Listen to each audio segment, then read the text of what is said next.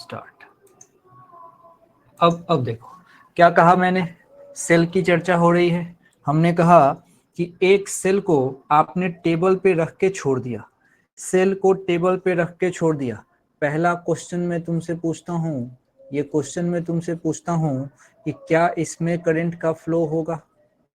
क्या इसमें करंट का फ्लो होगा? क्या इसमें बिल्कुल करंट फ्लो करेगी? तो जवाब आपने दे दिया नहीं, बिल्कुल नहीं। टेबल पे रख के छोड़ने से क्यों करंट फ्लो करेगी? नहीं करेगी। इसका मतलब ये बिल्कुल एक तरीके से हम कह सकते हैं ये ओपन सर्किट है, टेबल पे रख के छोड़ दिया, कोई करंट फ्लो नहीं होगा। सेल अपन पहचानते हैं, सेल एक तरफ से बड़ा छोटा, फिर उसका इंटरनल रेजिस्टेंस और फिर आगे जाके कुछ इस तरीके से। इसका ईएमएफ ई होता है, आर इसका इंटरनल रेजिस्टेंस होता है। ये इस तरीके से सेल आपने बना दिया, बढ़िया है।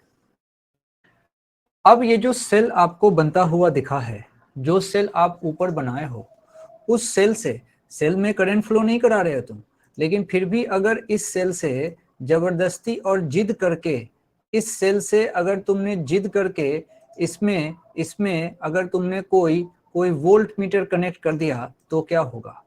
बात समझना।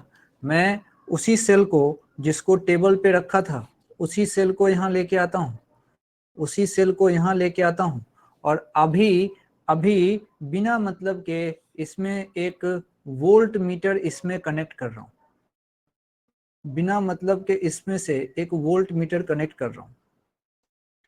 और हमने ये V से हम वोल्ट मीटर दिखा रहे हैं, V से दिखा रहे हैं वोल्ट मीटर। और मैं आपसे अब यहाँ सवाल पूछ रहा हूँ कि वोल्ट मीटर, ये वोल्ट मीटर जो इसमें कनेक्ट किया था, ये वोल्ट मीटर क्या रीड करेगा?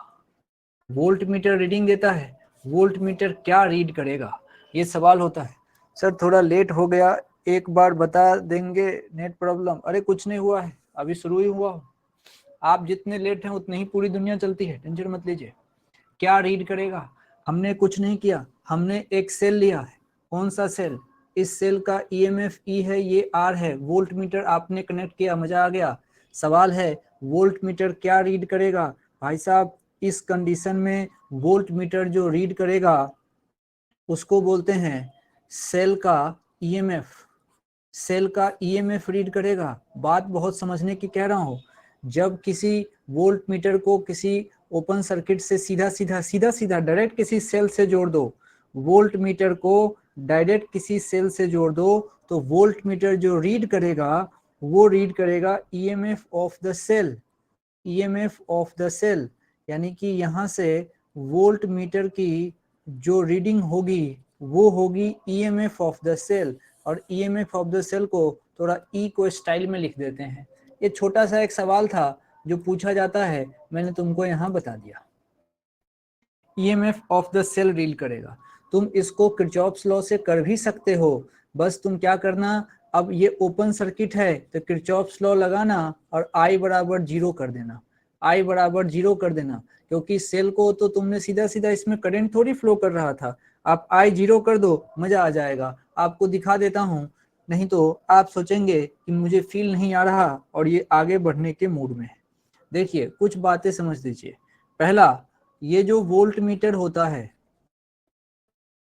ये जो वोल्ट मीटर होता है, तो इस वोल्ट मीटर को किसी ने कहा भाई साहब आइडियल वोल्ट मीटर है, तो इस समय में इसका जो रेजिस्टेंस होता है, वोल्ट मीटर का रेजिस्टेंस जो होता है वो होता है इनफाइनाइट। ये भी अपने आप में सवाल है। अब जब रेजिस्टेंस ही इनफाइनाइट हो जाएगा तो सोच के देखो, करंट फ्लो करेगी ही नहीं, तो आई होगा 0। अच्छा, आई होगा 0। अब मैं टीपीडी निकालना चाहता हूँ, टीपीडी निकालना चाहता हूँ, लूप रूल लगाना चाहूंगा, लूप रूल लगाना चाहूंगा। सोचो, कहीं से भी निकाल दो करंट, मान लो तुमने कहा कि कहीं से करंट निकलेगा, चलो तो करंट निकलता और आप अगर आते यहाँ पे तो आप रिजल्ट क्या लिखते? टीपीडी जो तुम लिखते वो लिखते E minus I R, E minus I R. अब चूंकि आई की वैल्यू 0 है तो जरा सोचो, जो टीपीडी आएगा, जो टीपीडी आएगा वो ई के बराबर ही तो आएगा। जो टीपीडी आएगा वो ई के बराबर ही तो आएगा। ये टीपीडी वाला कॉन्सेप्ट समझ में आया, ई माइनस आई आर वाला कॉन्सेप्ट समझ में आया, ई माइनस आई आर वाला, ई माइनस आई आर वाला। लास्ट क्लास में हमने ई माइनस आई आर वाला कॉन्सेप्ट किया था, मैं आपको थोड़ा सा दिखा देता हूँ। ये देखिए, ये देखिए, ई माइनस आई आर, यही किया था, E minus I R, E minus I R. अब terminal potential difference E minus I R. अब चीजें धीरे धीरे सारी चीजें क्रिस्टल क्लियर होंगी। अब आराम आराम से एक एक बात को समझते रहो। चार्जिंग डिस्चार्जिंग सब कुछ यहाँ से समझ में आता है, चार्जिंग डिस्चार्जिंग सब। मैं कुछ चीज समझाने वाला हूँ जिस पे ध्यान दीजिएगा, थोड़ी सी चर्चा करने वाले, थोड़ी सी चर्चा करने वाले। देखिए, सबसे पहले अगर मेरे से कोई कहे सेल के केस में, और कहे कि मैं अभी अपने मोबाइल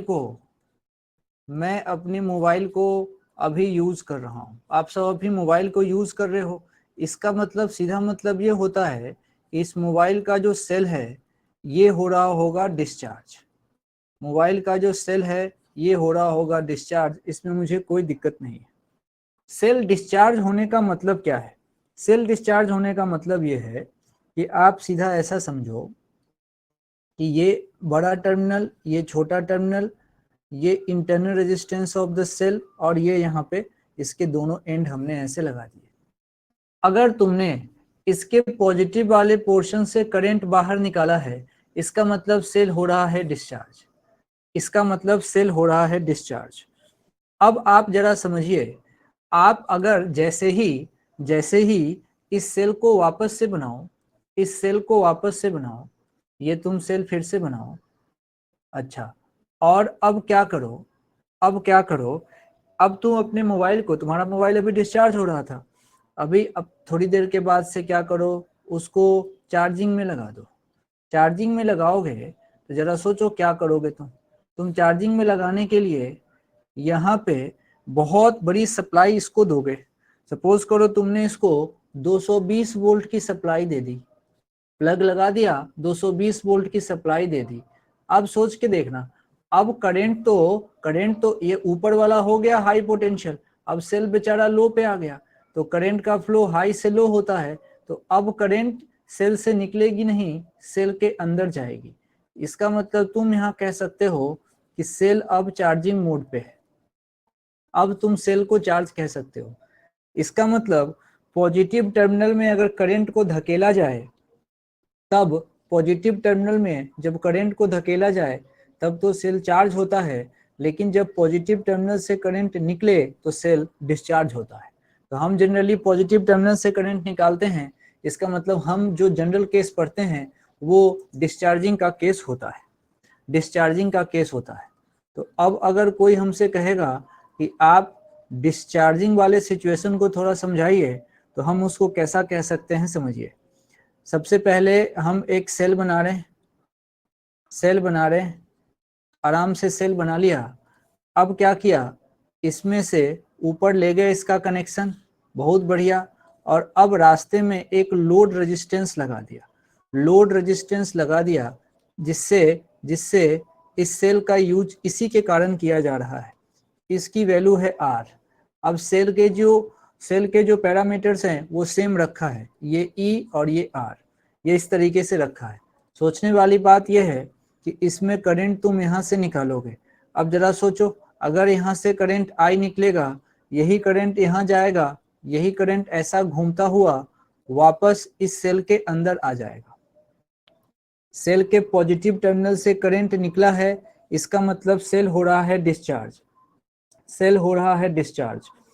अब अगर ईमानदारी से टर्मिनल पोटेंशियल डिफरेंस अगर यहाँ लिखा जाए, टर्मिनल पोटेंशियल डिफरेंस यहाँ लिखा जाए, तो आपको बात बेहतर समझ में आएगी, आप समझ सकते हैं। जैसे फॉर एग्जांपल, एक बार मैं फिर से करना चाहता हूँ, देखिए, आप यहाँ से काट दो इसको। टर्मिनल पोटेंशियल डिफरेंस का मतलब सेल के दोनों टर्मिनल को आप ओपन कर लीजिए और उसी के लिए पोटेंशियल डिफरेंस लिखिए। तो आप इसको ओपन कर लो, अलग से देखिए ये ऐसे आया, ये इसका इंटरनल रेजिस्टेंस, ये कहानी इसकी ऐसी बन गई। ठीक है, माना माना इसके एक टर्मिनल का पोटेंशियल x है और इस टर्मिनल का पोटेंशियल हमने y मान लिया। अब ये पॉजिटिव है, ये निगेटिव है, इसके ईएमएफ को E और लोड रेजिस्टेंस R।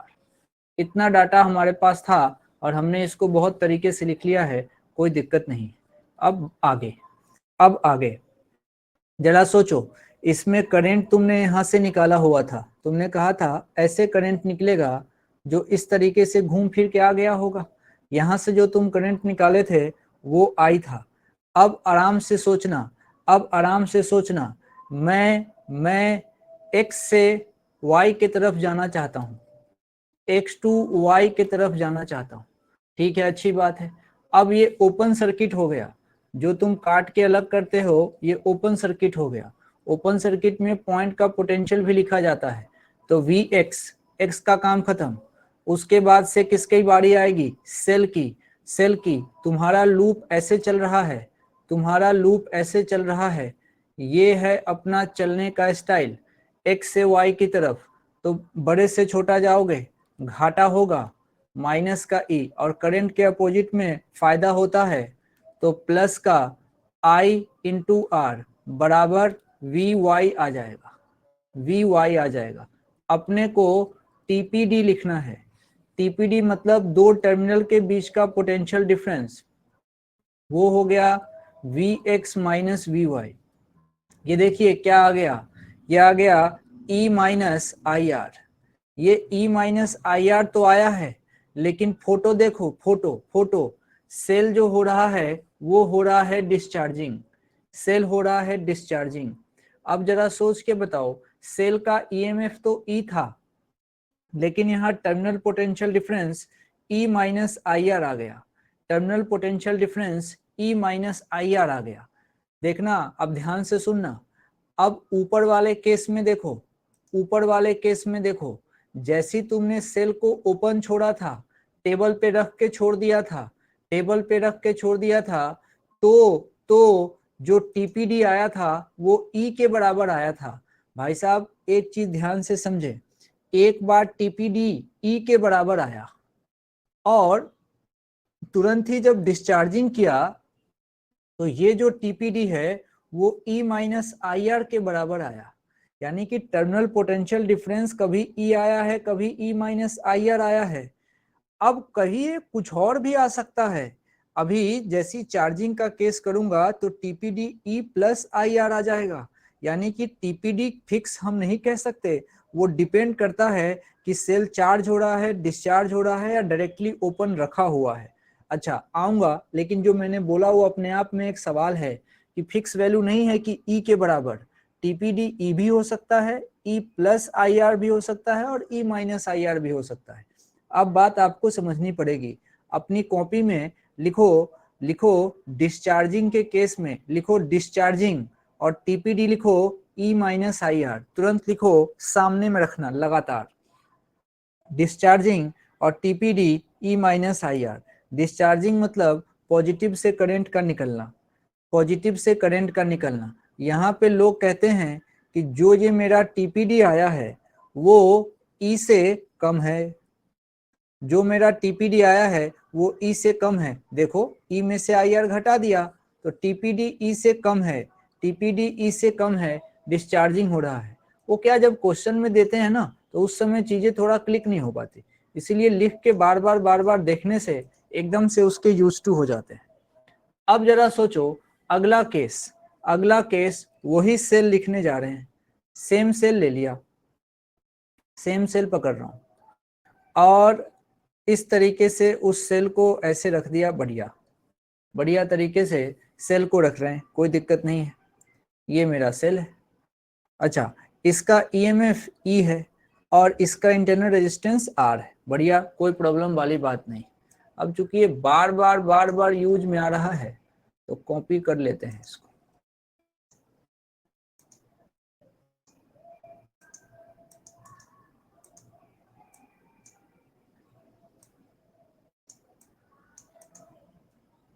चलिए, अब ये कहानी इसमें कैसी है, ये तुम्हारा पॉजिटिव टर्मिनल, ये निगेटिव टर्मिनल, इसमें कहीं से कोई दिक्कत नहीं।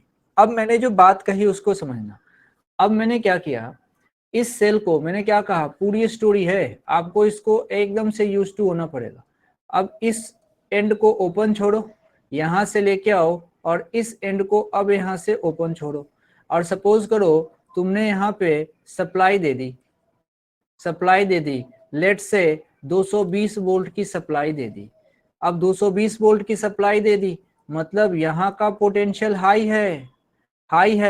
अब हाई है तो करंट भैया इसके अकॉर्डिंग ही चलेगा, और ये करंट आके सेल में इंटर करेगा।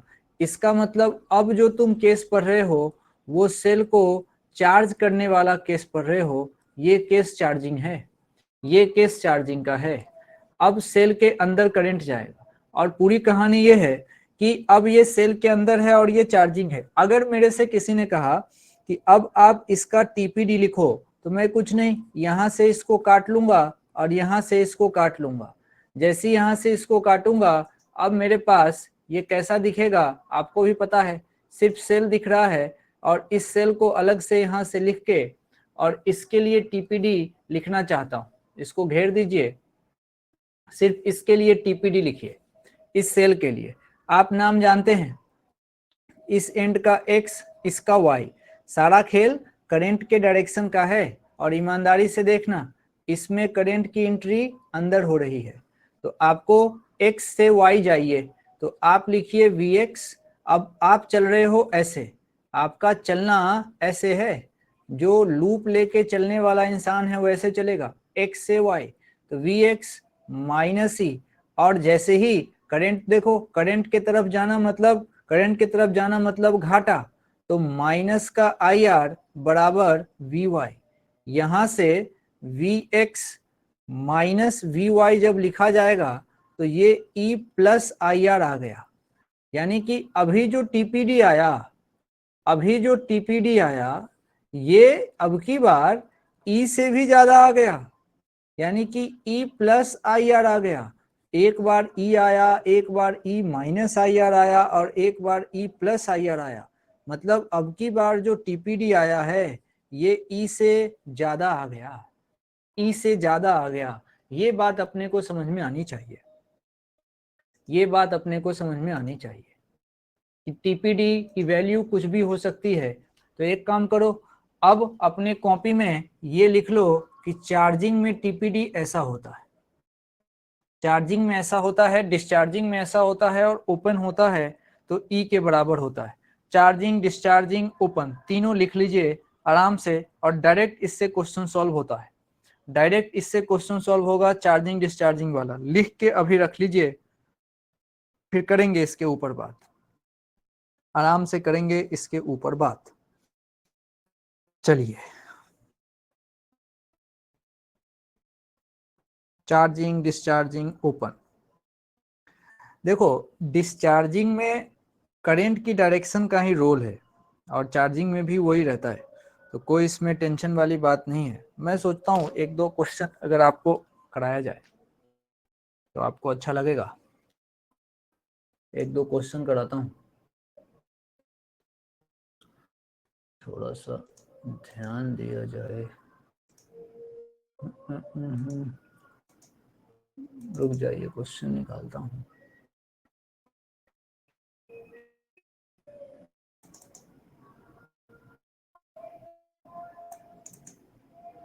तब तक आंटी के गाने सुनो।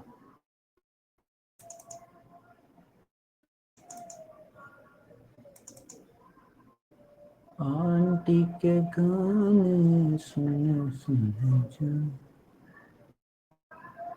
क्या गा रही है तुम लोग को? तो नहीं, मुझे कान में इतनी आवाज आ रही है ना कि मुझे ही समझ नहीं आ रहा।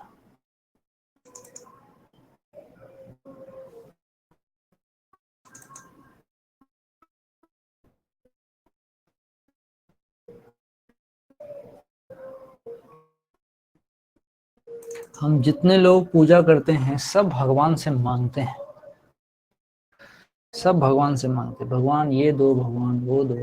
यार तुम सोच के देखना, ये कहीं से उचित है क्या? इतना क्या मांगने का भगवान से? भगवान को बोलो, भगवान आप अच्छे से रहना, आप हैं तो हम हैं, आप खुश रहिए, ऐसी पूजा करिए, भगवान से कुछ मांगने का नहीं, उनको सब पता है।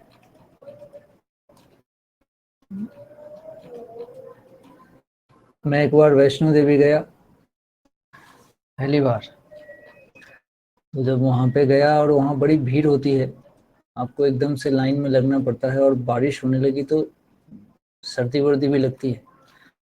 तो मैं गया और वहाँ पे सबने मुझे सिखा के भेजा था कि भगवान से जाते ही बहुत कम समय रहता है, तुरंत डिमांड कर लेना जो तुमको चाहिए। अब क्या है, बड़े बुजुर्ग लोग बोलते हैं तो हाँ कर देना चाहिए, मैंने हाँ कर दिया। वहाँ पे गया, लिटरली मैं बस यही देख रहा था कि लोग क्या क्या मांग रहे हैं मुझसे, और कितना कम समय मिलता है, उसमें भी लोग भगवान से ऐसे ऐसे पकड़ने और ऐसे करने। मैंने कुछ नहीं मांगा, भगवान से मांगना क्या, उनको सब पता है।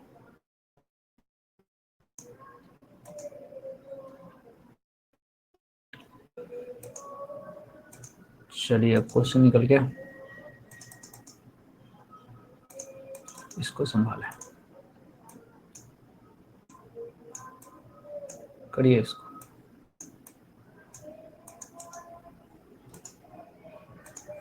कह रहा सेल है इंटरनल रेजिस्टेंस से 1 ओम, सेल है इंटरनल रेजिस्टेंस से 1 ohm is connected to a voltmeter which reads 5 volt. Cell का इंटरनल रेजिस्टेंस 1 ओम है और इसको वोल्ट मीटर से कनेक्ट कर दिया डायरेक्टली, और वोल्ट मीटर ने 5 वोल्ट पढ़ा है। बस मेरी बात सुनना, लैंग्वेज छोड़ दो। सेल को इसने वोल्ट मीटर से कनेक्ट किया, तो वोल्ट मीटर ने कहा 5 वोल्ट, इसका मतलब सेल का ईएमएफ ही 5 वोल्ट है, इसका मतलब सेल का ईएमएफ ही 5 वोल्ट है। ये लैंग्वेज क्लिक करना होगा, लैंग्वेज को आपको डिकोड करने आना चाहिए। मेरे पास सेल है और इस सेल का इंटरनल रेजिस्टेंस कुछ ना कुछ है, ठीक है। अब इस सेल को जैसे ही मैंने किसी वोल्ट मीटर से कनेक्ट किया, जैसे ही मैंने किसी वोल्ट मीटर से कनेक्ट किया, और मेरा वोल्ट मीटर कहता है, मेरा जो वोल्ट मीटर है वो कहता है 5 वोल्ट, ये कहता है 5 वोल्ट। जैसे ही इसने 5 वोल्ट कहा, इसका मतलब हमें समझ लेना चाहिए कि जो ईएमएफ ऑफ द सेल है वही है 5 वोल्ट। पहली बात तो ये है। अच्छा, दूसरी बात, क्वेश्चन ने कहा है कि सेल का इंटरनल रेजिस्टेंस 1 ओम है। ये क्वेश्चन के लिए बनाया है हमने, क्वेश्चन ने इतनी बात कही है। अब क्वेश्चन क्या कह रहा है, अब आगे चलो। क्वेश्चन ने क्या कहा कि cell is connected to a resistance of 9 Om.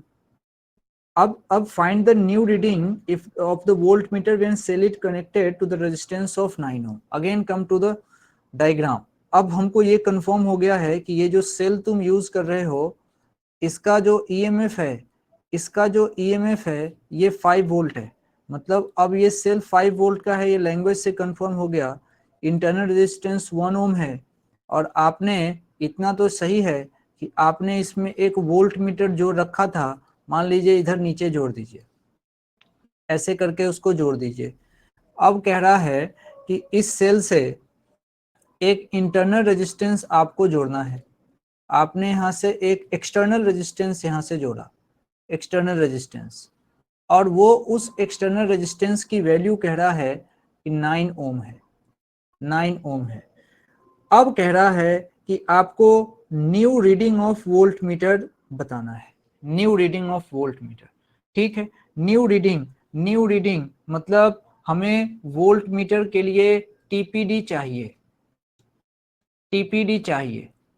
Volt meter reading करता है टीपीडी, तो हमें टीपीडी चाहिए। टीपीडी के लिए क्या उपाय हो सकता है, आप आराम से समझिए। सबसे पहले आपको तो करंट फाइंड करना पड़ेगा। तो स्टेप 1 में आप यहां से करंट फाइंड करो, करंट फाइंड करो कि करंट कितना आया। फोटो आपके सामने है, इसमें से करंट फाइंड कर लीजिए। करंट में कोई दिक्कत ही नहीं है, करंट में कोई दिक्कत ही नहीं है। कितना आएगा करंट, अब कहीं से भी करंट निकालो। अब आई इक्वल्स टू क्या लगा दोगे, तुम जानते हो कि यहाँ पे ई जो आएगा वो क्या आता है, वो आता है आई आर प्लस आर। तो ये सब हम कर चुके हैं। आई की वैल्यू मुझे चाहिए, तो E upon R plus R. अब ये मेरे पास 5 है, आर हमने 9 जोड़ा 1 है, यानी कि 1/2 एम्पेयर का हमारे पास करंट है इसमें। ये तो कोई दिक्कत वाली बात है नहीं, इसमें करंट निकालना है तो नर्सरी का काम है। अब हमें new reading of volt meter, हमारे पास दो तरीके हैं टीपीडी निकालने के, दो तरीके हैं टीपीडी निकालने के, दो तरीके हैं। या तो मैं सीधा सीधा अगर ये देखूं तो सेल से तुम करंट निकाल रहे हो, तो ये सेल जो हो रहा है वो क्या हो रहा है, डिस्चार्ज हो रहा है। जैसे डिस्चार्ज हो रहा है तो यहाँ आराम से टीपीडी आ जाएगा E माइनस आई आर। जैसे ये E माइनस आई आर आ जाएगा, E की वैल्यू 5 माइनस आई की वैल्यू 1/2 और R 1 है, ये आ जाएगा 4.5 वोल्ट, 4.5 वोल्ट। लेकिन अगर कोई टीपीडी, मैंने एक दिन कहा था पिछले क्लास में कि टीपीडी निकालना हो तो ऊपर वाले लोड रेजिस्टेंस से भी सोचा जा सकता है, कोई दिक्कत नहीं है। लोड रेजिस्टेंस के अकॉर्डिंग भी सोच के देखो, ये देखो लोड रेजिस्टेंस के अकॉर्डिंग भी सोच के देखो, ऊपर लोड रेजिस्टेंस है। अब इसके अकॉर्डिंग भी सोच के देखोगे तो सोचो क्या वैल्यू आएगी। लोड रेजिस्टेंस के अकॉर्डिंग पुरानी बातें याद हो तभी समझ में आ पाएगा।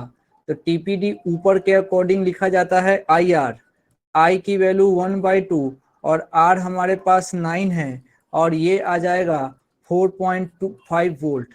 तुम सोच रहे होगे क्या उर्दू बोल रहा हूँ, तो आपको दिखा देता हूँ, आपको दिखा देता हूँ। मैंने कहा था जब आपको सेल के लिए मैंने बात करी थी तो कहा था कि दोनों ध्यान में रखना। देखो ये पकड़ लो, मैंने कहा था ये यूजफुल है। जो काम, ये देखो गौर से, मैंने कहा था जो काम E माइनस छोटा आर करेगा वही काम I इंटू आर करेगा, वही काम I इंटू आर करेगा। देखो वही सवाल है कि नहीं, सेम सर्किट है। एक आदमी नीचे से लिखना चाहेगा, नीचे से लूप रूल लिखना चाहेगा तो वो कहेगा ऐसा, देखिए वो कहेगा I equals to E upon R plus R. बिल्कुल सेम सवाल है, पहले कर चुके हैं। बोलो कुछ याद वाद है तो यस टाइप करो याद है तो यस टाइप करो।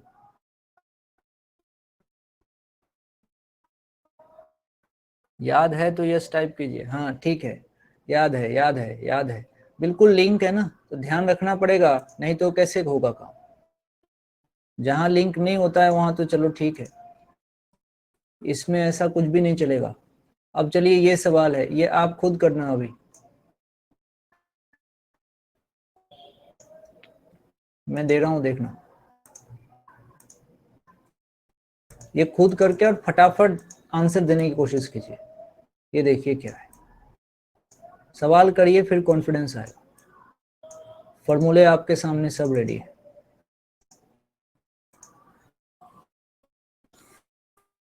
Current of 1 ampere is flowing from positive to negative terminal inside the cell. Positive to negative terminal inside the cell. Positive to negative terminal inside the cell of EMF 4.5 volt and internal resistance 0.5 volt ohm. Find out potential of the negative terminal while the potential of the positive terminal is 10 volt. बिल्कुल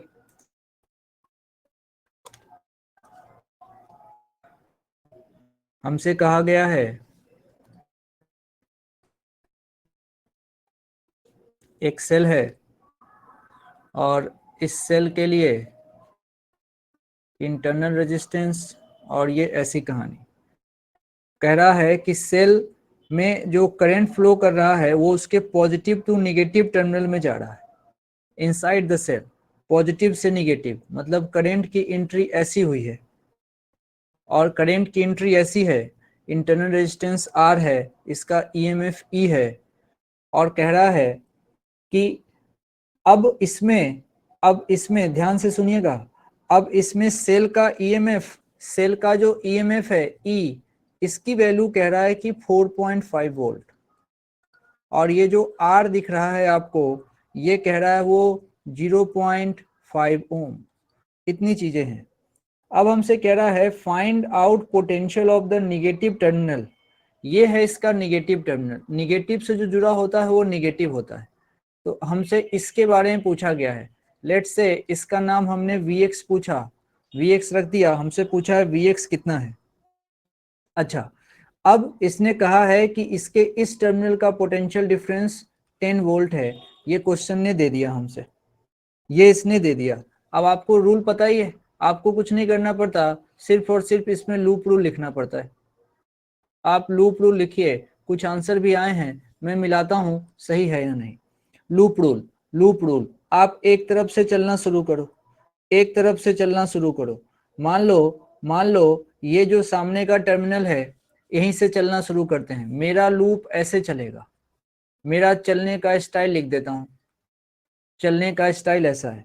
तो भाई आराम से देखो, मैं एक तरफ से चलूंगा 10, बड़े से छोटा घाटा हो रहा है, तो माइनस का 4.5, माइनस का 4.5, रेजिस्टेंस आया, रेजिस्टेंस आते ही IR या फिर माइनस का IR। अब आप सोचिए, करंट का फ्लो तो ऐसे था, ये करंट का फ्लो था, ये करंट का फ्लो था, आप भी करंट की तरफ जा रहे हो तो लिखाएगा माइनस का I की वैल्यू क्वेश्चन ने कहा था 1 एम्पेयर, और R क्वेश्चन कह रहा है 0.5, बराबर क्या आ गया, Vx बन गया बस। अब जो देख लो, अब यहां से क्लियर दिख रहा है कि Vx की वैल्यू होगी 5 वोल्ट, Vx की वैल्यू होगी 5 वोल्ट, Vx की वैल्यू होगी 5 वोल्ट। सेल में इस तरीके से अपने को सोचा जाता है, कैसे कैसे कहानी बनेगी, आराम से समझिए, आराम से समझिए। आगे बढ़ूं तो ए टाइप कीजिए, ठीक है।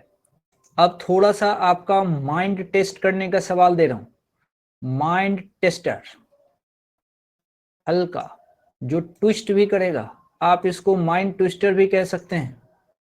जब नहीं बने सवाल, अभी तुरंत आंटी गाना गा रही है, आंटी के गाने सुनाऊंगा, आंटी के गाने।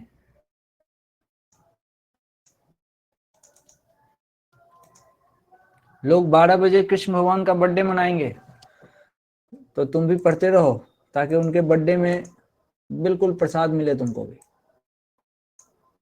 अब पढ़िए सवाल, मैं पढ़ देता हूं, आप क्यों मेहनत करेंगे, आप नींद लीजिए। When a resistance of 4 ohm is connected to a cell, then a 2 ampere current flows through it. टुकड़ों में सवाल पढ़ा जाता है, कभी भी सवाल एक बार में नहीं पढ़ा जाता। और नियम आपको बता दूं, सवाल पढ़ने के साथ साथ डायग्राम बनाना ही बेस्ट मेथड होता है। तो इसने कहा है कि when a resistance of 4 ohm is connected to a cell of 2 ampere, resistance है 4 ओम का, और उसको उसको किसी सेल से कनेक्ट किया तो उसमें 2 एम्पेयर करंट आया, ऐसा कह रहा है। ठीक है भाई, अच्छी बात है। अब आप पढ़ के पहले डायग्राम बनाइए, फिर मैं करूंगा, फिर उसको आप चेक कीजिएगा। देखिए साइड में क्वेश्चन दिख रहा है, कह रहा है कि 4 ओम रेजिस्टेंस को किसी सेल से कनेक्ट किया। भाई पहले मैं 4 ओम रेजिस्टेंस बना लेता हूं, बना लिया, बनाने तो दो, लो बना लिया। अब जैसे ही 4 ओम का रेजिस्टेंस बना लिया, उसको एक सेल से कनेक्ट कर रहा हूं। ठीक है भाई, आने दो, इसको ऐसे लेके आइए, सर्किट मन में सेट हो जाना चाहिए। अब एक सेल से कनेक्ट करना है। अब सेल का मतलब इतने से काम नहीं चलेगा, इंटरनल रेजिस्टेंस भी लाना पड़ेगा। तो चलो भैया, अब क्वेश्चन की बात क्लियर हो गई। सेल का R और ये रहा E।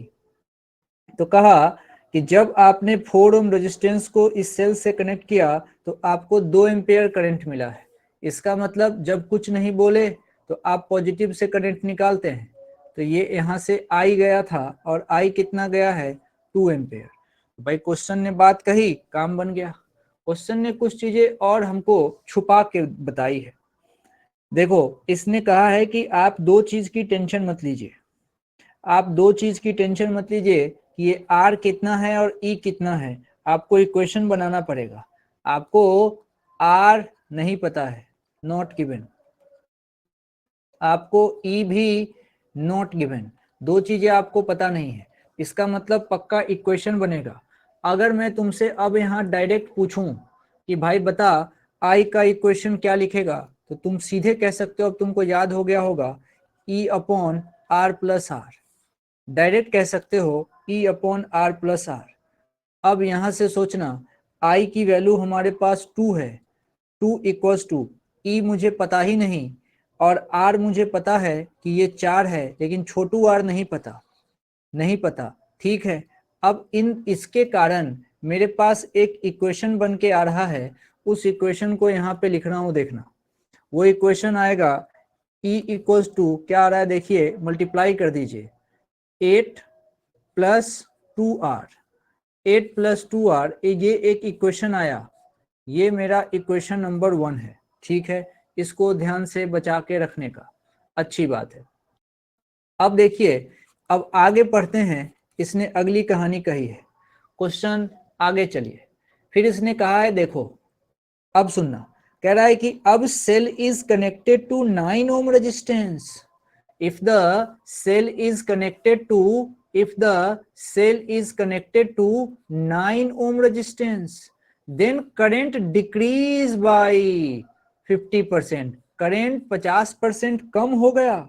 भाई पहले 2 जा रहा था, 50 कम होके 1 एम्पियर करंट रह गया। तो हमसे पूछा है find out current through the cell if it's terminal are directly connected.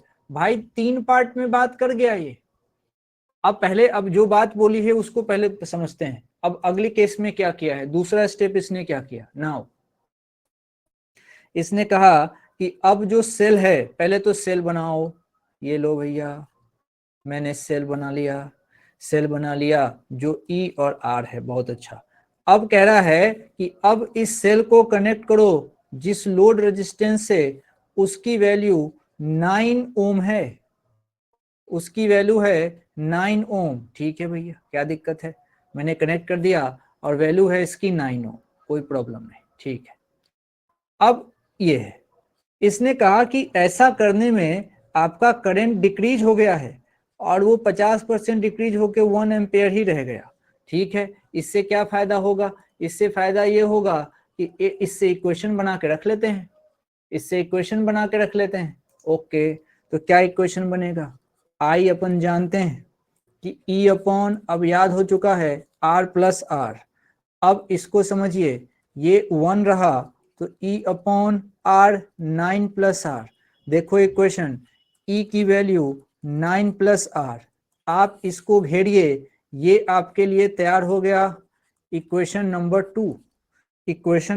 2। अब जरा सुनना, मैं इन दोनों इक्वेशन को यूज करके कुछ वैल्यू तो निकाल सकता हूं। जैसे मैं यहां से आर की वैल्यू निकाल सकता हूं, देखना ध्यान से, इक्वेशन 2 ये रहा और इक्वेशन 1 इधर ही लिख देते हैं और फिर दोनों को सॉल्व करते हैं, मजा आएगा। ध्यान से देखिए, अब मेरे पास इक्वेशन 1 को समझिए, वो मेरे पास था E equals to 8 plus 2R, ये मेरे पास था इक्वेशन नंबर 1। दोनों को सॉल्व कर दीजिए, सॉल्व करने में कोई टेंशन नहीं है, आराम से आप इसको सॉल्व करिए, मेरे ख्याल से आपको दिक्कत नहीं आई होगी। आर की वैल्यू आ गई कितनी, 1, आर की वैल्यू 1 ओम, कोई दिक्कत वाली बात इसमें नहीं है कि आर की वैल्यू 1 ओम। अच्छा, अब आर की वैल्यू 1 ओम है, अब जैसी आर की वैल्यू 1 रखोगे समझो तो ई भी मिल जाएगा। ई कितना आएगा, 10 वोल्ट। भाई अब तो 2 चीजें आ गई, आर भी पता है और ई भी पता है, ठीक है। अब फिर से क्वेश्चन क्या कह रहा था, लास्ट वाली लाइन पे गौर से करना, लास्ट वाली लाइन ये कह रहा है करेंट थ्रू द सेल, कब, जब टर्मिनल्स आर डायरेक्टली कनेक्टेड। अब टर्मिनल्स को डायरेक्ट कनेक्ट कर दो, तब पूछा है, ओके ठीक है भाई, डायरेक्ट कनेक्ट करता हूं। अब जरा देखो, थोड़ा सा अभी समझाऊंगा। जैसे ही इसने बोला कि डायरेक्ट टर्मिनल्स को कनेक्ट कर दो, डायरेक्ट टर्मिनल्स को कनेक्ट करने का मतलब होता है शॉर्ट सर्किट होना। सेल के टर्मिनल को डायरेक्ट कनेक्ट करने का मतलब होता है शॉर्ट सर्किट होना। मेरे पास सेल ऐसे था, पहले सेल ऐसे था, इसमें इंटरनल रेजिस्टेंस ऐसे था, ये इसके टर्मिनल, इसके टर्मिनल। अभी तक तो हम क्या करते थे, अभी तक तो हम क्या करते थे कि इसके बीच में एक लोड रेजिस्टेंस ऐसे लेके आते थे और ऐसे जोड़ते थे। ये कह रहा है नहीं नहीं नहीं, लोड अपने को चाहिए ही नहीं, आप तो सीधे सीधे इसको लो और डायरेक्ट इसको वायर से जोड़ दो, डायरेक्ट वायर से जोड़ दो। डायरेक्ट वायर से जोड़ने का मतलब शॉर्ट सर्किट होना। क्यों क्यों क्यों? क्योंकि आर जीरो हो गया ना, लोड रेजिस्टेंस है ही नहीं। और देखो आई हमारा क्या आया था, E upon R plus R. अब जरा सोचो, अब आई कितना रह जाएगा, E upon R, E upon R. बात समझिए, ऐसा नहीं कि करंट गायब है भाई साहब, शॉर्ट सर्किट हो गया। शॉर्ट सर्किट का बस इतना ही मतलब होता है डायरेक्ट टर्मिनल्स को जोड़ देना, उस समय लोड रेजिस्टेंस जीरो हो जाता है।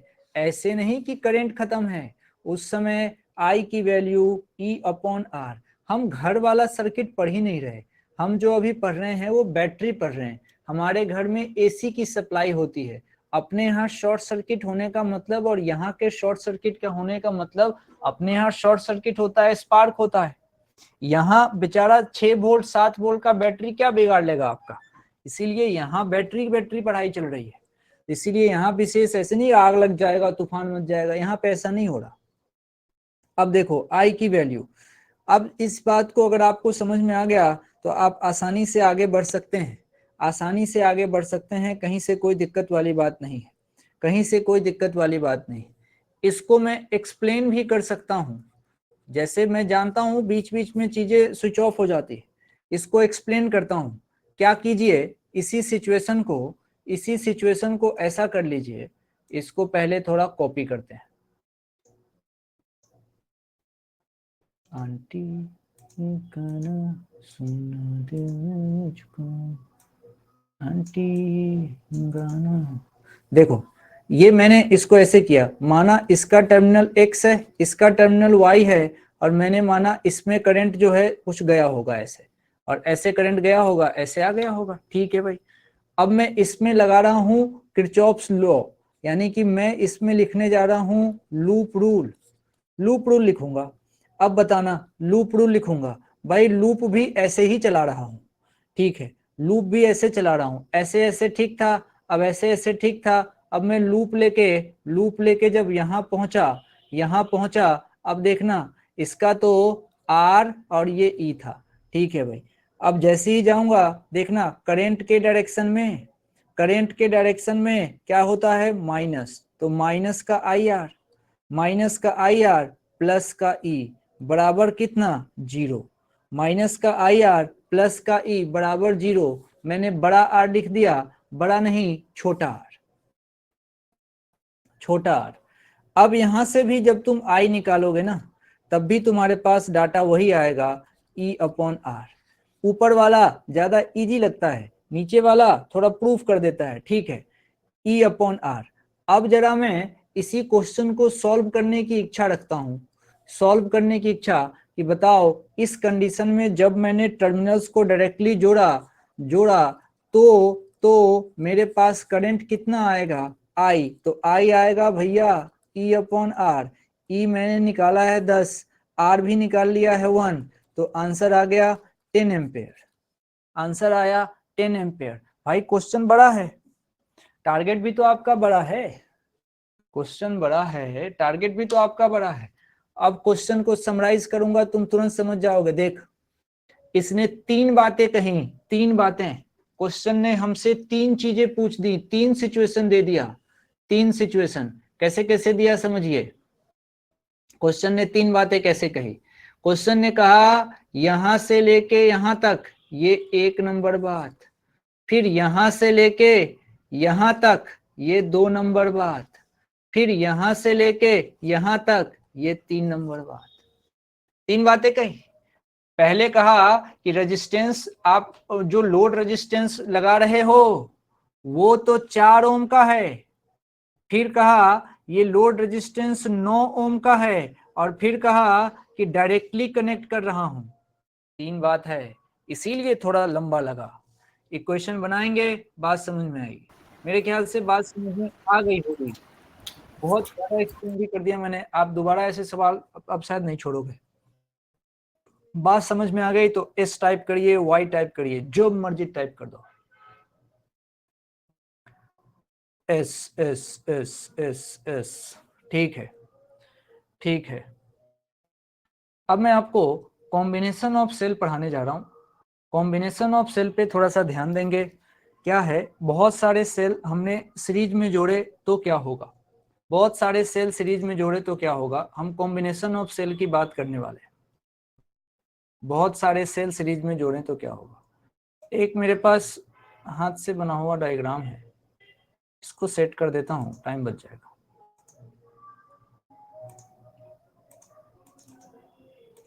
इस सेल को, इस डायग्राम को देखिए, इस डायग्राम को देखिए क्या हो रहा है। अभी हम कॉम्बिनेशन ऑफ सेल पढ़ रहे हैं। इस डायग्राम को गौर से देखिए, इसमें क्या है। अब देखना, यहाँ पे सारे सेल का पॉजिटिव एक तरफ है। सारे सेल को देखो, सारे सेल का पॉजिटिव देख लो। ये इसका पॉजिटिव इधर, इसका पॉजिटिव इधर, इसका पॉजिटिव इधर, इसका पॉजिटिव इधर, निगेटिव दूसरी तरफ है। तो सारे सेल का पॉजिटिव एक तरफ और निगेटिव एक तरफ।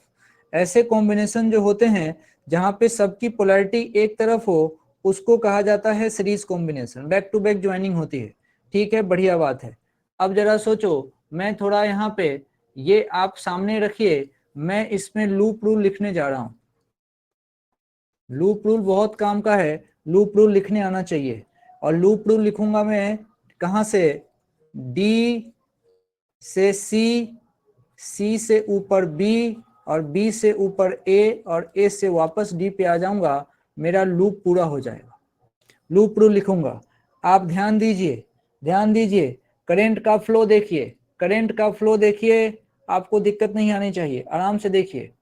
और लूप रूल लिख रहा हूं, उस पर ध्यान दीजिए। डी से सी, रास्ते में एक लोड रेजिस्टेंस आया, इसकी वैल्यू, लोड रेजिस्टेंस की वैल्यू आर है। रास्ते में लोड रेजिस्टेंस आया, करंट के डायरेक्शन में जाने का मतलब होता है घाटा, तो माइनस का आई आर। चलो सही है।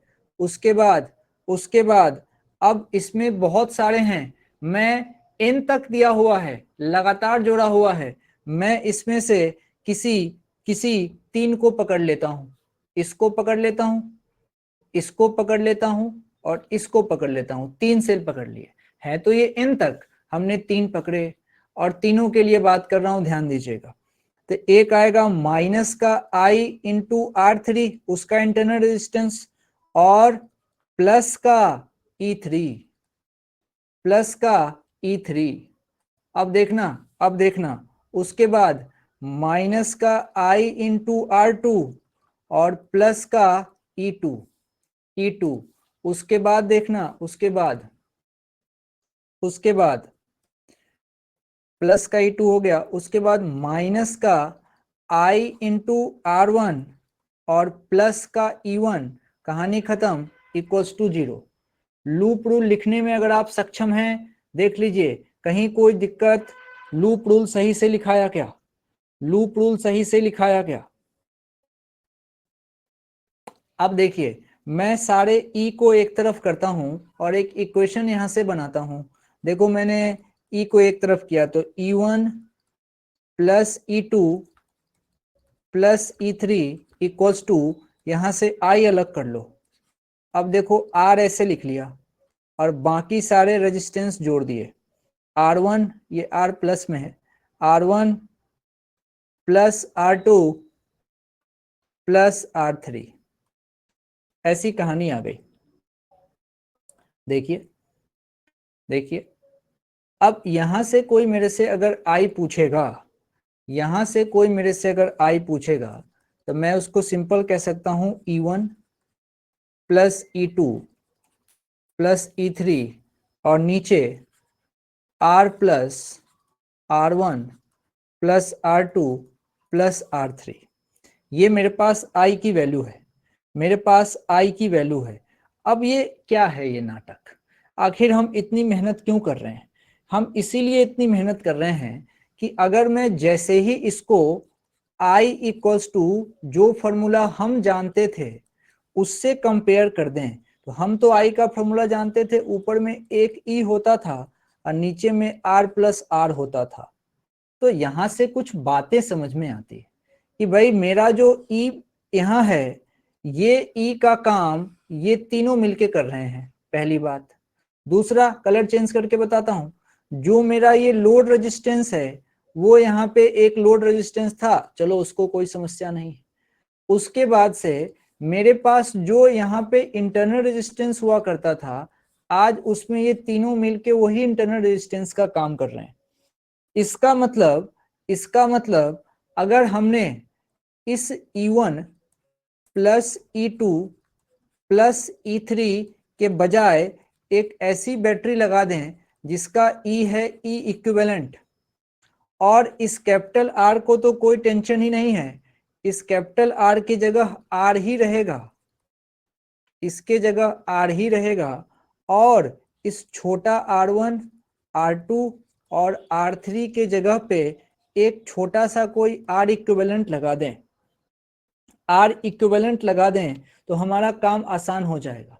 तुम सोचोगे कि मैं क्या समझूं, मतलब मुझे क्या करना है? मैं बस तुमसे ये कहना चाहता हूं कि अगर तुम्हारे पास कोई इस तरह का उटपटांग सा सर्किट दिखे, सीरीज कॉम्बिनेशन दिखे और लगातार कहीं n तक जा रहा हो, तो इन तुम सारे को किसी कॉमन से रिप्लेस कर सकते हो। जैसे ये जितने भी सेल हैं ये अलग अलग मिलके जो काम कर रहे हैं, हम कोई एक ऐसा सेल बना लें जो वही काम करे जो ये सारे मिलके कर रहे थे, उसको E इक्विवेलेंट उसको यहाँ लिख देंगे, तो उसको यहाँ लिखा जा सकता है E इक्विवेलेंट।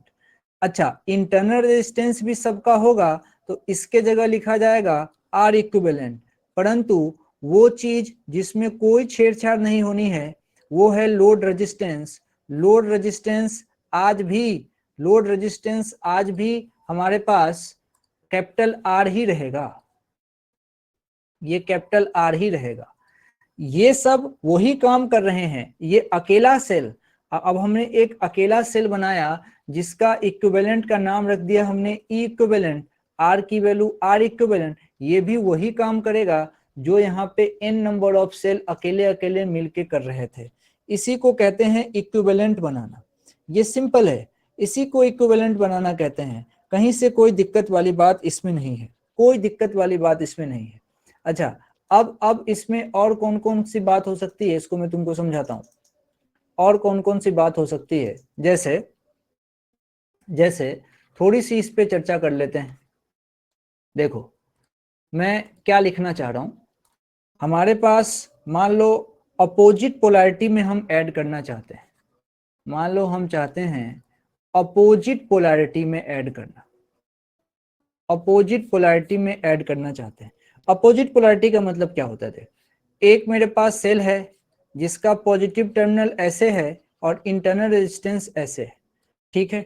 लेकिन जो दूसरा सेल लगाऊंगा ना, तो इसका पहले का पॉजिटिव लेफ्ट हैंड साइड में है, अभी इसका निगेटिव इधर कर दूंगा, निगेटिव इधर कर दूंगा, और अब जो ये सेल बन गया ये हो गया अपोजिट पोलैरिटी वाला, अपोजिट पोलैरिटी वाला। अच्छा, नीचे लोड रेजिस्टेंस लगाना नहीं भूलना है, नहीं तो फिर तो शॉर्ट सर्किट हो जाएगा। लोड रेजिस्टेंस जरूर लगाइए, सर्किट ऐसे क्लोज कर दीजिए। अब बात क्या करनी है इसके अंदर ये समझिए। इस सेल का EMF E1 है, इसका इंटरनल R1 है, इसका EMF E2 है, इसका इंटरनल R2 है। बढ़िया, इसका पॉजिटिव इधर और निगेटिव इधर, लेकिन यहाँ देखना उल्टा है, यहाँ पहले निगेटिव आ गया फिर पॉजिटिव है। इसको बोलते हैं अपोजिट पोलैरिटी में जुड़ना। जैसी अपोजिट पोलैरिटी में जोड़ा जाएगा तो जो नेट EMF होता है ना, वो नेट EMF घट जाएगा, नेट EMF घट जाएगा। ये अपोजिट पोलैरिटी में जुड़ने के लक्षण है। और सुनिए, अगर किसी कारण से मेरे पास ये कंफर्मेशन आ गई कि E1 की वैल्यू ज्यादा है E2 से, दो सेल थे, अगर E1 की वैल्यू E2 से ज्यादा है, E यहाँ EMF है, तो तो क्या होगा, इसके कारण जो सर्किट में नेट करंट फ्लो होगा वो अकॉर्डिंग टू E1 होगा। देखना भाई, नेट पोलैरिटी, जो नेट पोलैरिटी किसके थ्रू होगी, जिसका ईएमएफ ज्यादा है, जिसका ईएमएफ ज्यादा है। आराम से बात समझ में आएगी, कहीं से कोई दिक्कत नहीं है, नेट ईएमएफ घट जाएगा। अब जरा सोचो, मेरे से कोई पूछता आई कैसे लिखूंगा, तो भाई आई का फॉर्मूला बिल्कुल क्लियर है। आई लिखना हो तो ई नहीं, ऊपर में ई इक्विवेलेंट लिखना है, और आर नहीं, नीचे में आर इक्विवेलेंट लिखना है। असली फॉर्मूला तो ये है, लेकिन सोचो यहाँ पे क्या लिखाएगा, तो यहाँ पे आई जब लिखना होगा तो ई इक्विवेलेंट लिखाएगा E1 माइनस E2, क्योंकि E1 ज्यादा है इसलिए E1 में से घटाया, आर से कोई छेड़छाड़ नहीं, प्लस रही बात आर इक्विवेलेंट की तो ये हो जाएगा R1 प्लस R2। भाई पोलैरिटी को अपोजिट करने से इस छोटू आर को क्या फर्क पड़ेगा, छोटू आर का ये आर और ये आर, ये पोलैरिटी सेम रखो या अपोजिट रखो, ये तो सीरीज में ही है, तो नीचे ये as it is R1 plus R2 के फॉर्म में लिखे जाएंगे। अब इस बात को समझिए कि मैं क्या कहने जा रहा हूं, इस बात को ध्यान से समझिए।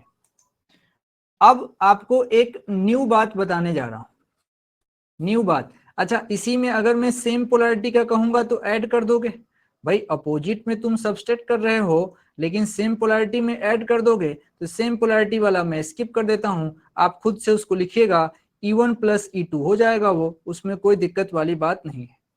अब एक नई बात बताने जा रहा हूं, थोड़ा उसको ध्यान से सुनेंगे तो मजा आएगा। न्यू बात क्या है समझिएगा।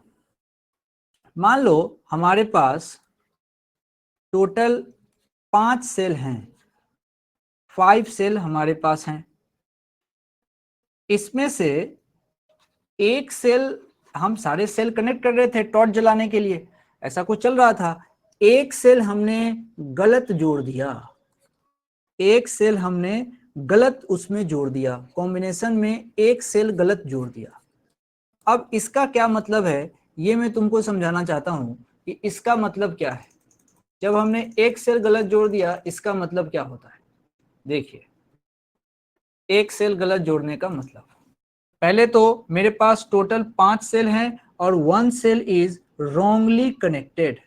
ये जो टर्म तुम सुनोगे ना क्वेश्चन में, जिसमें वो कहेंगे रॉन्गली कनेक्टेड, रॉन्गली कनेक्टेड का सीधा मतलब ये है कि अपोजिट हो गई उसकी पोलैरिटी, उसकी पोलैरिटी ही अपोजिट हो गई। ठीक है भाई, तो क्या कहना चाहते हो, अभी दिखा रहा हूं फोटो, फोटो ध्यान से समझिए।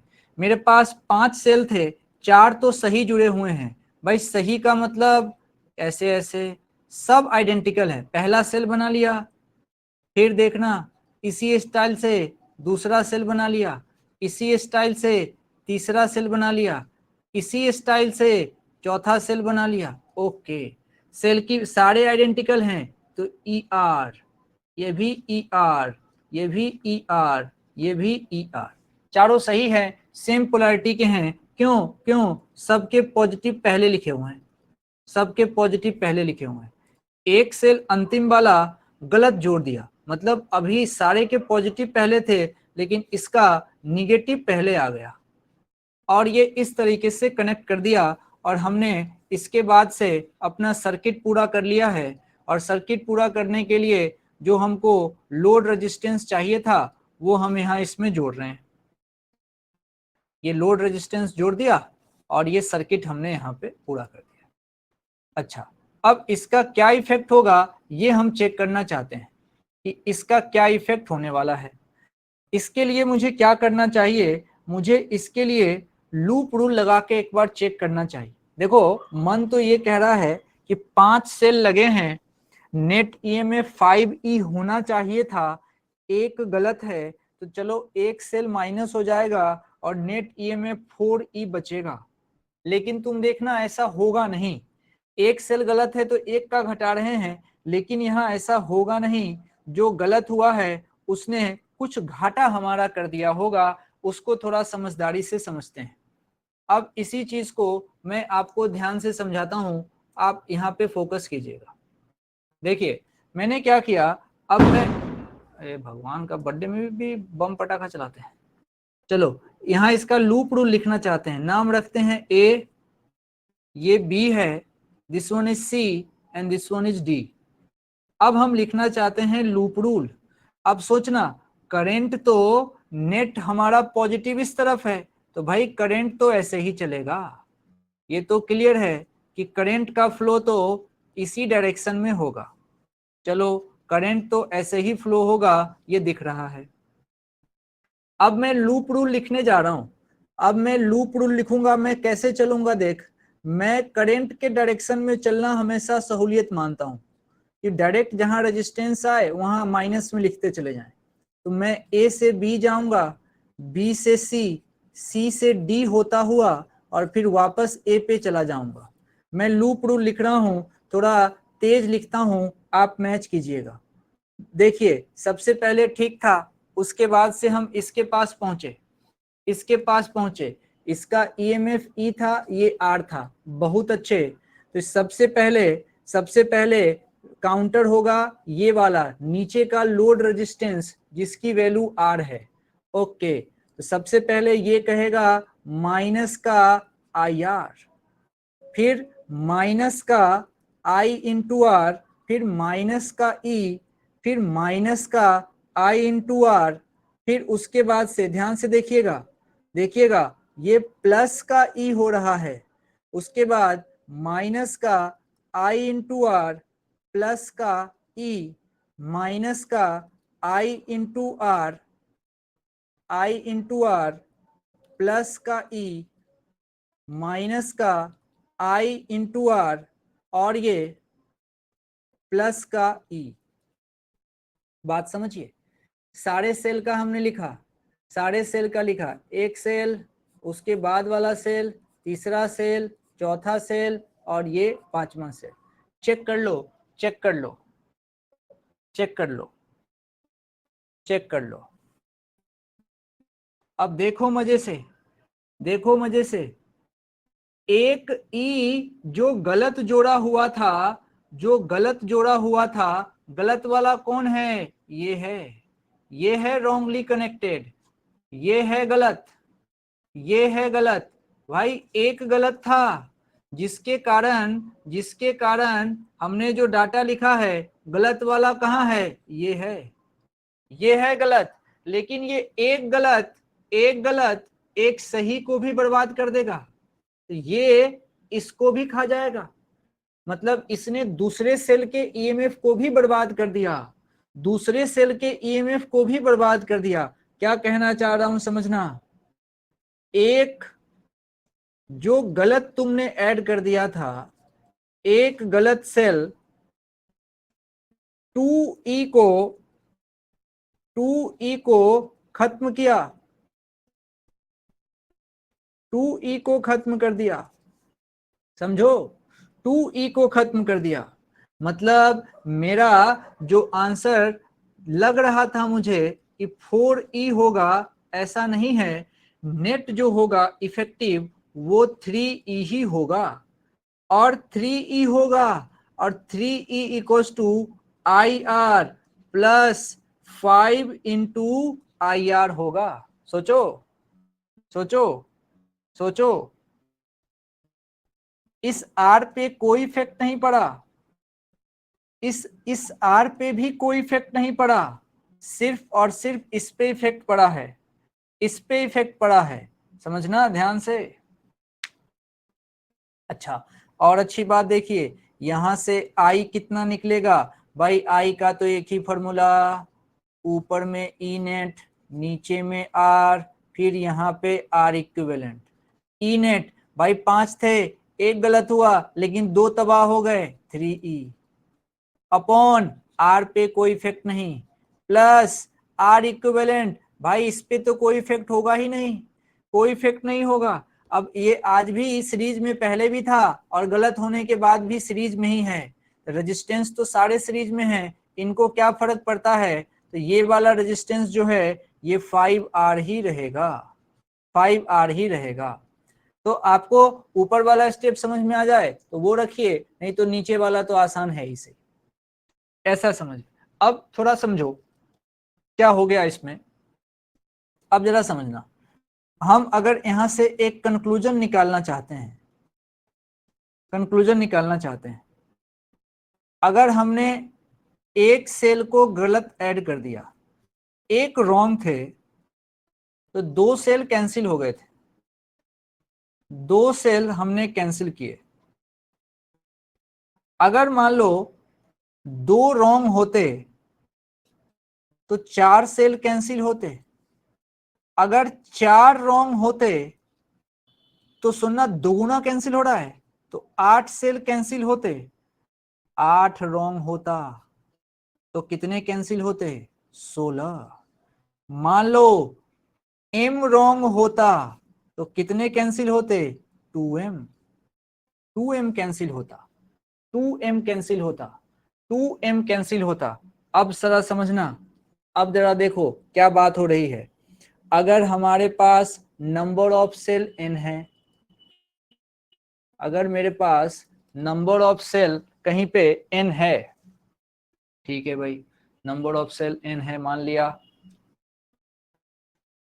और उसमें से जो रॉन्ग कनेक्ट है, रॉन्ग है उसमें m, तो ई नेट की वैल्यू, ई नेट की वैल्यू आराम से बताना। अब जो बात मैंने बोली है n माइनस 2m इंटू ई होगा क्या, देखो देखो, दोगुने कैंसिल हो जाते हैं, 8 गलत करोगे तो 8 और कैंसिल हो जाएगा, जितने गलत करोगे उतने और कैंसिल, सिंपल सी बात है। जितने गलत, जितने गलत उतने और कैंसिल होंगे, उतने और कैंसिल होंगे। ये बात समझ में आनी चाहिए, ये बात समझ में आनी चाहिए। ये सेल की कहानी है, थोड़ा सा इसको जो है आप अच्छे से इसको तैयार करके, अब इस पे क्या है कि मैं चाहता हूं क्वेश्चन वगैरह किया जाए, क्वेश्चन वगैरह किया जाए। एक बार आप सेल का टीपीडी वगैरह का इसका फॉर्मेट एक बार तैयार कर लीजिए, ताकि इस पे क्वेश्चन वगैरह बढ़िया तरीके से किया जाए। अभी क्या है, जाते जाते एक सवाल कराना चाहता हूं, आखिरी सवाल, आखिरी सवाल ढंग से कीजिएगा, आपको मजा आएगा। आंसर ला के जाइए, तब थोड़ी संतुष्टि रहेगी आपको। देखिए, बार बार अपने आप को कहिए, वोल्ट मीटर हमेशा टीपीडी, टीपीडी रीड करता है। चलिए ये देखिए,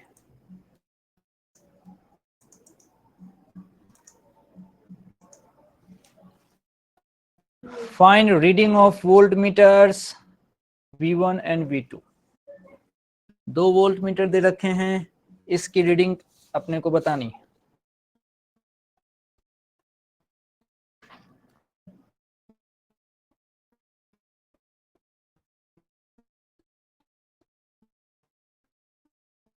डायग्राम देखिए, डायग्राम में दो सेल हैं, दोनों सीरीज में हैं, लेकिन पोलैरिटी अपोजिट है। डायग्राम में दो सेल हैं, बात पूरा सुनना सीखना, दो सेल हैं, दो सेल हैं, दोनों सीरीज में हैं, लेकिन पोलैरिटी अपोजिट है, अपोजिट है पोलैरिटी। अच्छा, इसका मतलब, इसका मतलब जो मेरा ई इक्विवेलेंट होगा वो होगा E1 माइनस E2, माइनस होगा, क्यों, क्योंकि अपोजिट पोलैरिटी है इन सेल की। एक का पॉजिटिव जिस तरफ है, देखो कैसे इसको जोड़ा है इसने, पहले वाले का पॉजिटिव इस तरफ है लेकिन दूसरे वाले का निगेटिव है, पोलैरिटी अपोजिट, लेकिन ज्यादा कौन, 15 वोल्ट, तो पोलैरिटी तो अपोजिट है, ई नेट माइनस भी हो गया लेकिन करंट चलेगा 15 वोल्ट के अकॉर्डिंग। ये समझना कि जो करंट का डायरेक्शन होगा, अरे जो ज्यादा होगा वो डिसाइड करेगा, करंट डायरेक्शन 15 वोल्ट के अकॉर्डिंग, करंट का डायरेक्शन तो 15 वोल्ट डिसाइड करेगा। ठीक है भाई, अब इस कंडीशन में अगर मेरे से कोई कहे आई निकालो, तो आई का एक ही formula, equivalent R upon R equivalent. बढ़िया, ये अपने को बात समझ में आ जानी चाहिए कि 15 वोल्ट जो है 10 वोल्ट से ज्यादा है तो डायरेक्शन ऑफ करंट 15 वोल्ट के अकॉर्डिंग होगा। और दूसरा, वोल्ट मीटर हमेशा टर्मिनल पोटेंशियल डिफरेंस रीड करता है। ये जो जैसे ही तुम यहाँ पे देखो वोल्ट मीटर, अब सवाल है क्या रीड करेगा, तो वोल्ट मीटर हमेशा रीड करता है TPD. Volt meter always read TPD, और कुछ नहीं करता है ये, और कुछ नहीं करता है। अच्छा, तो वोल्ट मीटर क्या रीड करता है, देखिए टीपीडी, तो डेल्टा वी बराबर ई माइनस आई आर। भाई कुछ नहीं दिया तो सेल डिस्चार्ज हो रहा है, ई माइनस आई आर। एक बात बता रहा हूं, अब चेक करके देख लेते हैं। वोल्ट मीटर रीडिंग फाइंड करने का बेसिक मेथड क्या है, किरचॉफ्स लॉ। अगर डायरेक्ट ये क्लिक नहीं हो रहा, ये क्लिक नहीं हो रहा, हटा दो। मान लो ये क्लिक ही नहीं हो रहा, चलो मुझे समझ में नहीं आ रहा, ठीक है, तो किरचॉफ्स लॉ कभी फेल नहीं होगा। तो कैसे फाइंड करोगे टीपीडी, तो टीपीडी फाइंड करने का सबसे आसान तरीका, सेल को अलग कर लीजिए, सेल को अलग कर लीजिए।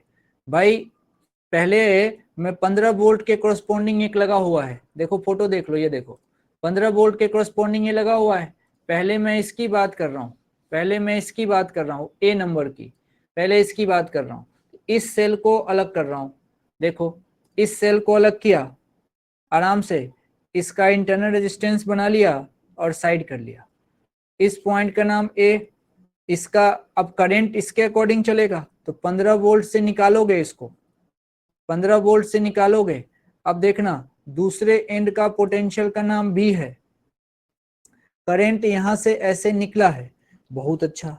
अब ये पॉजिटिव है, पॉजिटिव से जो जुड़ा होता है वो हाई होता है, तो ये आपको कहना पड़ेगा ये हाई है, और ये निगेटिव से जुड़ा है, देख भाई ये निगेटिव है, तो ये जो होगा ये लो पोटेंशियल वाला होगा। बढ़िया बात, एक एक बात काम की। ये 1 ओम, बढ़िया, करंट का डायरेक्शन फिक्स है, जो करंट निकलेगा सेल में वही करंट लौट के जाएगा दूसरे टर्मिनल से, ये बात फिक्स हो गई। अब जिधर करंट चलाओ लूप भी उधर चला लो, प्रैक्टिस में ही डाल लो, जिधर करंट चलाओ उधर ही लूप चलाओ। तो चलो ए से बी चलते हैं, ये तुम्हारे चलने का स्टाइल मैंने लिख दिया, ए से बी चलो। अब ए से बी चलने का स्टाइल देख लो, सबसे पहले ओपन सर्किट है तो वीए माइनस रेजिस्टेंस आया छोटू आई आर, और छोटे से बड़ा फायदा ई इक्वल्स टू क्या आ गया, वीबी इक्वल्स टू वीबी। ध्यान रखिए डेल्टा वी हमें high potential minus low potential लिखना होता है। भाई अपने को तो क्या चाहिए, डेल्टा वी, डेल्टा वी लिखना हो ना, तो इसमें तुम हमेशा हाई में से लो घटा लो, दिक्कत ही नहीं आएगी। अब देखो ईमानदारी से देखो, यहाँ हाई कौन है, बी, तो तुम ऐसे निकाल लो, वीबी में से वीए घटा लो। जैसी वीबी में से वीए घटाओगे तुम्हारे पास तुरंत आ गया ई माइनस आई आर। अब जरा सोच, अगर अपने को नियम याद होता, कि नियम याद होता कि जब डिस्चार्ज होता है तो सीधा सीधा ई माइनस आई आर होता है, तो हम सीधा सीधा फास्ट लिख सकते थे, इसमें कोई दिक्कत नहीं होती। अब वापस से आ जाओ, अगर यही बात सेल नंबर बी के लिए पूछी जाए, सेल नंबर बी के लिए पूछी जाए, तो वो नहीं भूलना है कि इस सेल में भी जो करंट होगा, करंट तो भैया 15 वोल्ट के अकॉर्डिंग ही चलेगा, करंट 15 वोल्ट के अकॉर्डिंग ही चलेगा, करंट 15 वोल्ट के अकॉर्डिंग ही चलेगा। अब फिर से फोटो तुम्हारे सामने लेके आता हूं, फिर से फोटो तुम्हारे सामने लेके आता हूं, ये देख, ये सेल है, इस सेल को उधर लेके चलता हूं, 10 वोल्ट का सेल है, 10 वोल्ट के सेल को उधर लेके चलता हूं, फोटो आप देख लीजिए, ये 10 वोल्ट का सेल है, इसको लेके चलता हूं, टीपीडी टीपीडी। अब आइए देखिए क्या किया हमने, अब ये सेल बना लिया, बहुत अच्छे, एक छोटू एक बड़ा। अब ये यहाँ पे आराम से, अब करंट चलेगा किसके अकॉर्डिंग, तो भाई करंट चलेगा 15 वोल्ट के अकॉर्डिंग। तो 15 वोल्ट के अकॉर्डिंग करंट चलेगा तो इसमें करंट ऐसे इंटर करेगा। सोचिए ये प्लस है और ये माइनस है। फोटो एक बार दिखा देता हूं कि 15 वोल्ट के अकॉर्डिंग करंट चलने का मतलब क्या होता है। ये रहा 15 वोल्ट, इसके अकॉर्डिंग करंट चलने का मतलब करंट ऐसे चलेगा सर्किट में, ऐसे ऐसे चलेगा। तो इस वाले टर्मिनल में देखो करंट अंदर की तरफ जा रहा है, पॉजिटिव में करंट धकेला जा रहा है। मतलब ये जो केस है ये केस है चार्जिंग का। मतलब ये वाला जो हो रहा है ये सेल चार्ज हो रहा है, ये सेल चार्जिंग मोड में है। लेकिन ये वाला जो सेल है जो आप ये देख रहे हैं ये सेल डिस्चार्जिंग मोड पे है। तो जिसको चार्जिंग डिस्चार्जिंग का याद हो वो डायरेक्ट ही कर सकता है। अब आइए इसकी कहानी कर लेते हैं, इसकी कहानी कर लेते हैं। अब यहां से मुझे तो याद है तो मैं तो सीधा सीधा कह दूंगा कि भाई अगर डायरेक्ट तू पूछ ले तो डायरेक्ट मैं यहाँ पे डेल्टा भी लिखना होगा तो मैं सीधा सीधा E प्लस IR लिख दूंगा, मेरा काम बन जाएगा। लेकिन जो कोई कहे कि नहीं नहीं नहीं मुझे तो भूल जाता हूं प्रोसेस चाहिए, तो प्रोसेस वाले के लिए तो एक ही नियम है, पहले सेल लिखो और सेल के टर्मिनल मार्क कर दो। ये सेल है इसके टर्मिनल मार्क कर दीजिए। लेट्स से आपने कहा Q, यहाँ पे मार्क कर दीजिए P और इसका EMF E है और इंटरनल रेजिस्टेंस इसका 1 ओम है। अब आप इसमें लूप रूल लिख दीजिए। अब आप सोचिए करंट ऐसे चला है तो पक्का इसको हाई होना पड़ा होगा और इसको लो होना पड़ा होगा, ठीक है। अब आप P से Q चलिए, P टू Q चलिए अच्छे से, तो लिखेंगे आप Vp माइनस करंट के डायरेक्शन में IR minus E equals to VQ। ज्यादा है P तो Vp में से VQ घटा लीजिए, Vp में से VQ घटा लीजिए और जैसे ही आप ये घटाएंगे तब भी आपको वही आएगा E plus IR, E plus IR। Direct याद रहे तब भी, ऐसे घटाएं तब भी। बस अब हो गया है काम, अब हो गया है काम। अब मुझे I अगर कोई पूछता है तो मैं तो उसको कहूंगा भाई E equivalent upon R plus R equivalent. E equivalent मजे से 15 में से 10 घटेगा, R 3 का 3 ही रहेगा और R इक्विवेलेंट सीरीज है तो 2 रहेगा। ये आ गया 1 एम्पेयर, इसमें कोई शिकायत नहीं। अब आइए अगर मेरे से कोई कहे सेल ए की बात, अब सेल ए के लिए मैं निकाल चुका हूं टर्मिनल पोटेंशियल डिफरेंस।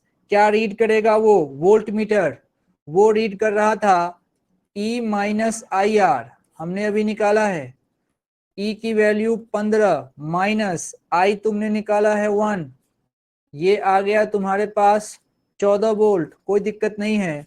उसी तरीके से सेल नंबर बी की जब तुम बात करते हो तो वो आता है E प्लस IR।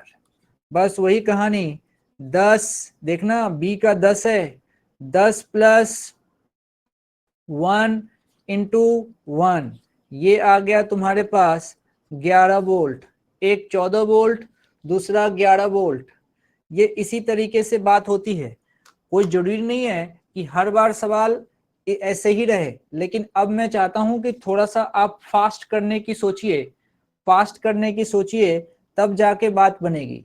एक ऐसा ही इसी से मिलता जुलता लेकिन थोड़ा सा सोचने लायक एक सवाल होमवर्क में डालता हूं, इसी का भाई है लगभग, थोड़ा सा इससे मिलता जुलता। इसमें गौर से देखना, टर्मिनल का ध्यान देना, हो सकता है कुछ इसमें रॉन्गली कनेक्टेड भी हो, उसका ध्यान देना है और तब जाके इसको सॉल्व करना है। ये क्वेश्चन ये उसी के जैसा है, आपको इसको करना है HW में, रॉन्गली कनेक्टेड वाला ये सवाल, ये HW में जाएगा। HW में जाएगा। एक और सवाल इसी के जैसा लैंग्वेज उसमें रहेगा, लैंग्वेज वाला एक सवाल दे देता हूं, 20 आइडेंटिकल सेल वाला, बढ़िया सवाल है। देखिए क्वेश्चन पढ़ लीजिए, कह रहा है 20 identical cells are connected in series with a load resistance and current in it is I। Load resistance और इसमें कोई करंट है I। लोड रेजिस्टेंस मान लो, एक काम कर देता हूं, नाम देता हूं लोड रेजिस्टेंस का R। कहां गया, load resistance R and internal resistance in it is R I, ठीक है। Now polarity of some cell are reversed, then current becomes 1/5, calculate number of cell reverse। बढ़िया सोचने वाला सवाल है, सोचने वाला सवाल है। यही नहीं, और सवाल एक दो आपको डालता हूं, समझिए, सारे करने हैं, करोगे तभी समझ में आएगा ये सब। अब एक और सवाल इसमें डालता हूं, देखना, ये भी अच्छा सवाल है।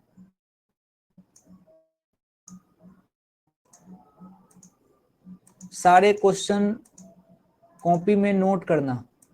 ये देखो, कह रहा है कि TPD across cell 1 is 0, then calculate R. Cell 1 के अक्रॉस, सेल 1 दे रखा है, सेल 1 के अक्रॉस टर्मिनल पोटेंशियल डिफरेंस 0 है, तो आपको बताना है कि लोड रेजिस्टेंस की वैल्यू कितनी है, लोड रेजिस्टेंस की वैल्यू कितनी है।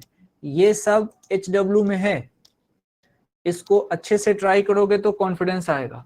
अब फिर इसके बाद से आपको पता ही है, सीरीज पैरेलल कॉम्बिनेशन हो जाता है। सीरीज, अभी सेल का सीरीज कॉम्बिनेशन हल्का सा देखा है, फिर पैरेलल आता है इसका, फिर उसके बाद इसके मिक्स्ड ग्रुपिंग आते हैं, फिर सेल खत्म हो जाता है।